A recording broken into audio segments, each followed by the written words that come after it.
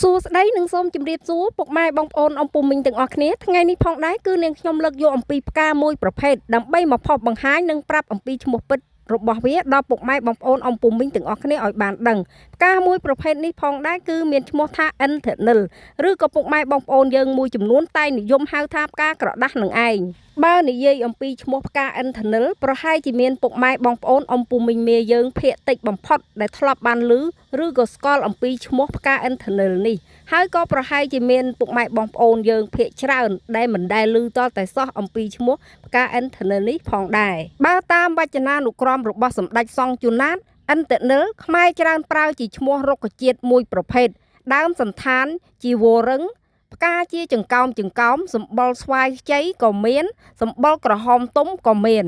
ជាអគុណធកៈបោសជាឈើដាំឲ្យលូតឡើងទ្រើងបានគេច្រើនដាំនៅក្បែរផ្ទះលំនៅយកជាម្លប់ឬដាំធ្វើជាខ្លោងទ្វារឧទាហរណ៍អិនធនិលជារុក្ខជាតិអមฤតបោសផ្ការីកនៅបានយូរថ្ងៃហៅថាផ្កាក្រដាស់ក៏មាន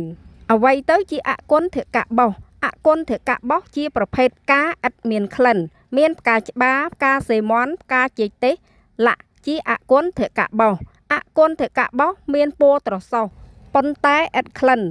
ដូចអ្នកចេះច្រើនមេយាទហោចហិនបានខាងតែប៉ិននិយាយប្រុកប្រាជ្ញខាងធោខាងសិលរយរាយរិចរិលអាប់ឥតអំណាចមានត្រឹមតែឈ្មោះថាជាអ្នកប្រាជ្ញអ្នកខ្លៅកោតខ្លាចបំពេញលៀបឲ្យអ្វីទៅជាអមฤតបោសអមฤតបោសមានន័យថាមានផ្កាមិនដែលដាច់មិនថាជាខែប្រាំងខែវស្សាឡើយតែងតែមានផ្កាបន្តរហូតហើយក៏មានពុកម៉ែបងប្អូនយើងភាគច្រើនតែងតែឲ្យឈ្មោះផ្កាអិនធនិលឬក៏ផ្កាក្រដាស់នេះថាជាផ្ការីកគ្រប់រដូវមានពណ៌ក៏ស្រស់ឆើតឆាយតែគួរឲ្យស្ដាយផ្កាឥតមានក្លិនផ្កាអិនធនិលឬក៏ផ្កាក្រដាស់នេះងាយស្រួលដាំណាស់មិនរើសសភាពដីនោះទេយើងអាចដាំនៅក្នុងផើងក៏បានយើងអាចដាំនៅលើដីក៏បានហើយយើងអាចបង្កាត់ពណ៌ផ្សេងឲ្យច្រើនពណ៌នៅក្នុងដើមតែមួយក៏បានថែមទៀតផងហើយផ្កាមួយប្រភេទនេះប្រសិនបើយើងយកទៅដាំតាមសួនគឺរឹតតែស្អាតថែមទៀតដោយសារតែផ្កានេះវាជាប្រភេទផ្ការីកគ្រប់រដូវ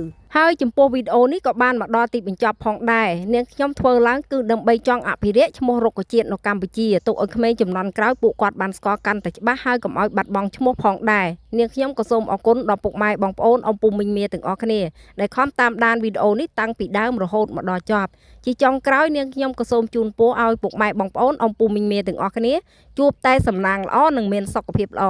ចាំជួបនាងខ្ញុំនៅវីដេអូថ្មីបន្តទៀតសូមអរគុណនិងសូមជម្រាបលា